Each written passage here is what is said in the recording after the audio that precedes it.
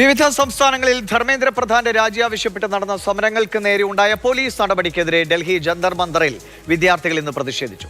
ജയിലിലുള്ള വിദ്യാർത്ഥികളെ വിട്ടയക്കുക, കേസുകൾ പിൻവലിക്കുക തുടങ്ങിയ ആവശ്യങ്ങൾ ഉന്നയിച്ചായിരുന്നു വിവിധ വിദ്യാർത്ഥി സംഘടനകളുടെ നേതൃത്വത്തിലുള്ള ഈ സമരം.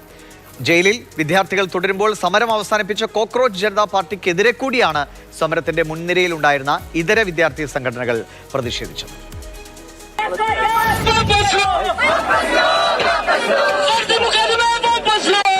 ഡൽഹി ജന്തർ മന്ദർ ഒരിക്കൽ കൂടി സമരവേദിയായിരിക്കുകയാണ്. അതിന്റെ പ്രധാന കാരണം എന്ന് പറയുന്നത് ഇപ്പോഴും ഡൽഹിയുടെയും അതോടൊപ്പം തന്നെ രാജ്യത്തിന്റെയും വിവിധ ഭാഗങ്ങളിൽ പ്രതിഷേധിച്ച വിദ്യാർത്ഥികളിൽ ഭൂരിഭാഗവും ഇപ്പോഴും ജയിലിൽ കിടക്കുകയാണ്. അവരെ പുറത്തിറക്കുന്നത് വരെ CJP സമരമുഖത്തുണ്ടായില്ല എന്നത് തന്നെയാണ് ഇവരുടെ പ്രതിഷേധത്തിന്റെ പ്രധാന കാരണമായി ചൂണ്ടിക്കാട്ടുന്നത്. ഡൽഹി ജന്തർ മന്ദറിലേക്ക് വിവിധ രാഷ്ട്രീയ പാർട്ടി ആളുകളുടെ അല്ലെങ്കിൽ വിദ്യാർത്ഥി സംഘടനകളുടെ നേതൃത്വത്തിൽ വിദ്യാർത്ഥികൾ ഇങ്ങോട്ട് മാർച്ച് ചെയ്തെത്തുകയായിരുന്നു.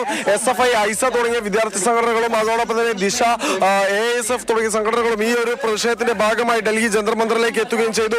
ഈ വിദ്യാർത്ഥികളുടെ പ്രധാന ആവശ്യം എന്ന് പറയുന്നത് ജയിലിൽ കിടക്കുന്ന ആക്ടിവിസ്റ്റുകൾ, അതായത് സാമൂഹ്യ പ്രവർത്തകർ, അതോടൊപ്പം തന്നെ വിദ്യാർത്ഥികൾ എന്നിവരെ മോചിപ്പിക്കണം എന്നതാണ്. If they will not release all the activists and the students, then we can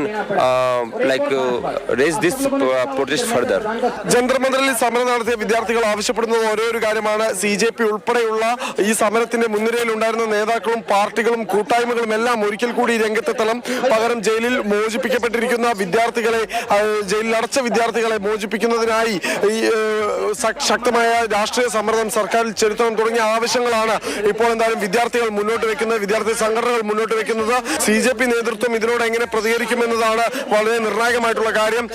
കേസും അതോടൊപ്പം തന്നെ അതുമായി ബന്ധപ്പെട്ട നിയമ നടപടികളും എല്ലാം തന്നെ CJPയുടെ ഭാരവാഹികൾ നടത്തുന്നുണ്ടെങ്കിലും വിദ്യാർത്ഥികൾ ഇപ്പോഴും ജയിലിനകത്താണ്. അവരെ മോചിപ്പിക്കുന്നത് വരെ സമരം നീട്ടിക്കൊണ്ടുപോകാനോ സർക്കാരിന് മേൽ സമ്മർദ്ദം ചെലുത്താനോ CJP തയ്യാറായില്ല എന്നതാണ് ഇവരുടെ പ്രതിഷേധത്തിന്റെ ഒരു കാരണങ്ങളിലൊന്ന്. അതോടൊപ്പം തന്നെ പോലീസിനോടും ഇവർ ആവശ്യപ്പെടുന്നത് ജയിലിലടച്ച വിദ്യാർത്ഥികളെ മോചിപ്പിക്കണം എന്നത് തന്നെയാണ്. സുപ്രീം കോടതി വിധി നടപ്പാക്കണം എന്നത് തന്നെയാണ്. ക്യാമറമാൻ ജഗദീഷ് വിഷ്ണുവൊപ്പം വിഷ്ണു പ്രസാദ്, മാതൃഭൂമി ന്യൂസ്, ഡൽഹി. ഇവരെ പോലെ തന്നെ സമരക്കാർക്കെതിരായ എല്ലാ കേസും പിൻവലിക്കണം എന്നത് തന്നെയാണ് ഇപ്പോഴും CJPയും ആവശ്യപ്പെടുന്നത്. കുറേയേറെ കേസുകൾ പല സംസ്ഥാനങ്ങളായി പിൻവലിച്ചു കഴിഞ്ഞു. പക്ഷേ സംഭവത്തിൽ കോടതി നിർദ്ദേശിച്ചിരിക്കുന്ന സ്വതന്ത്ര അന്വേഷണമാണ് ശരിക്കും വിധി നിർണ്ണയിക്കുക. അതിൽ പോലീസിന്റെ അതിക്രമവും വരും, പോലീസിനെ ആക്രമിച്ചതും വരും. തെളിവുകൾ സൂക്ഷിക്കപ്പെടും. ഡിജിറ്റൽ രേഖകൾ, CCTV ദൃശ്യങ്ങൾ എല്ലാം കൃത്യമായി സൂക്ഷിക്കണമെന്ന് സുപ്രീം കോടതി നിർദ്ദേശിച്ചിട്ടുണ്ട്. ക്രിമിനൽ പശ്ചാത്തലമുള്ളവരുടെ കേസുകൾ കൃത്യമായി പരിശോധിക്കപ്പെടും. നിയമത്തിന്റെ വഴിക്ക് തന്നെ പോകും.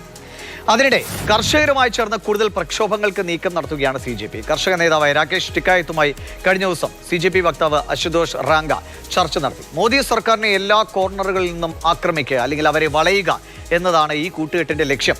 വിദ്യാർത്ഥികളെയും യുവാക്കളെയും കർഷകരെയും ഒക്കെ ചേർത്ത് ഒരു പൊതു പ്ലാറ്റ്ഫോം ഉണ്ടാക്കാനാണ് ശ്രമം. രാഷ്ട്രീയമാണ് കളികൾ, പലതുണ്ട്, കാത്തിരിക്കാം.